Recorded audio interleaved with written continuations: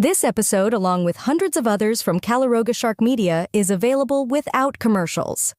Just look for the banner on your Apple Podcast app to subscribe and try it free for a month. Calaroga Shark Media.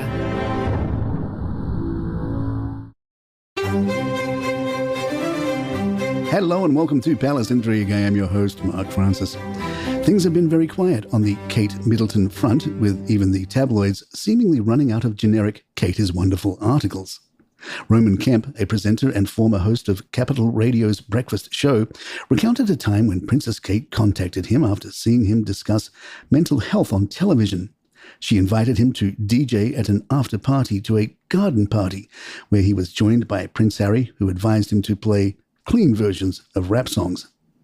It was very weird. Prince Harry was on the decks with me at one point, which was very strange. He was fine.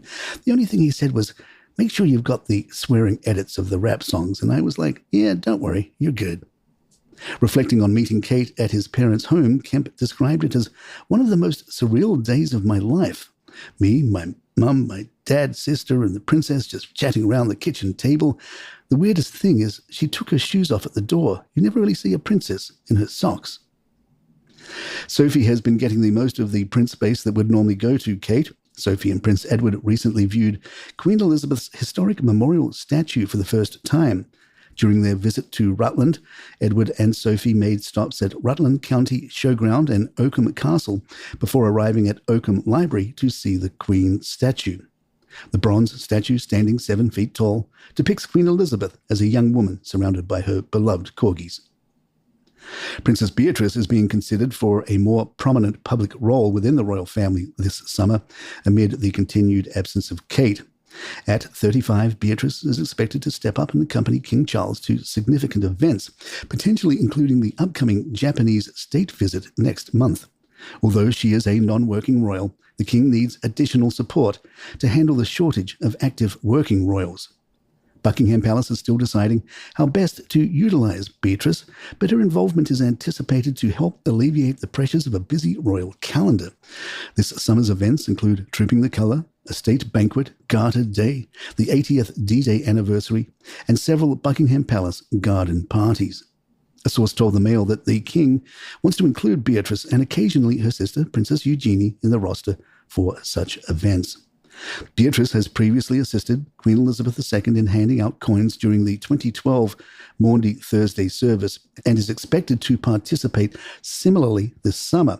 A source close to the Yorks stated, they've got a busy diary coming up and they need to widen the family at social events. You've got a whole week of Ascot, 4 garden parties, Trooping the Colour and a state visit before you even start on the other things. Beatrice and Eugenie are adding support where they can. They've always been clear that they're non-royal, but they're always there to help fulfill any duties required. Another source added, Charles is very aware that his slimmed-down monarchy is getting positively skeletal. He is heavily reliant on Anne and the Edinburghs. He is looking to bring in some fresh blood, and he's looking to Beatrice and Eugenie. The Daily Mail has playfully dubbed the additional royals the Bea Team. B as in B-E-A.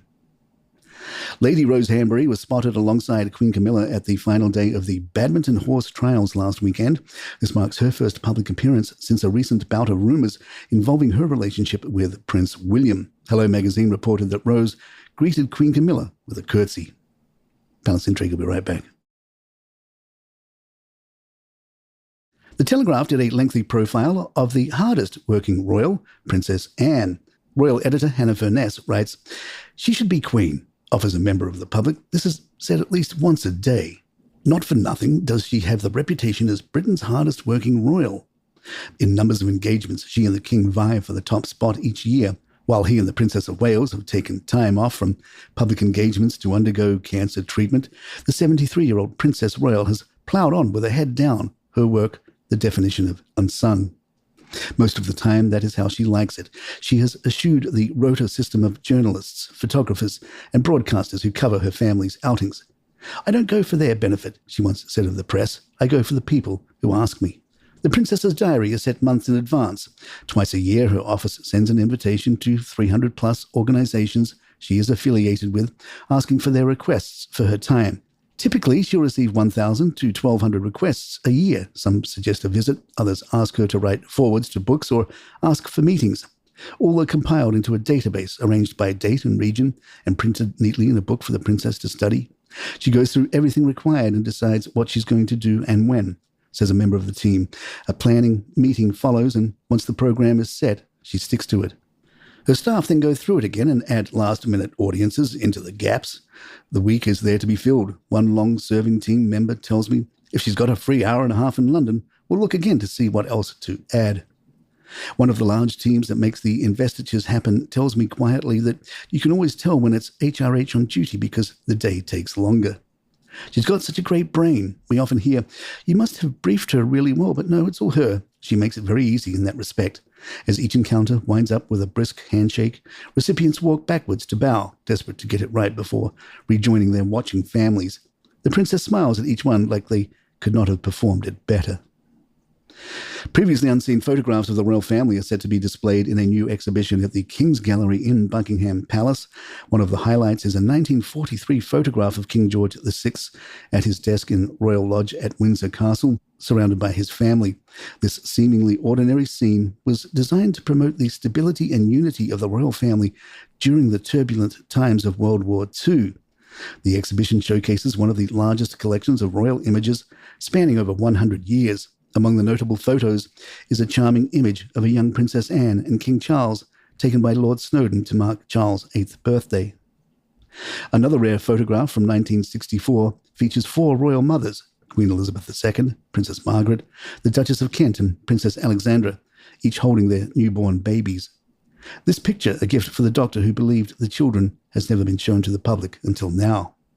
Some photographs even include annotations and notes made by the photographers, providing insight into the approval process and creative discussions within the royal household. For example, a 1958 photograph of Queen Elizabeth II and Prince Philip by the Earl of Snowdon features the instruction, "Background must be kept light and please do not cut." And there you have it. If you'd like to email us, our address is thepalaceintrigue@gmail.com. Please follow us on Spotify, Apple, or your app of choice. Hit those 5 stars, write a review. You can also get this show totally uninterrupted now on Apple subscriptions.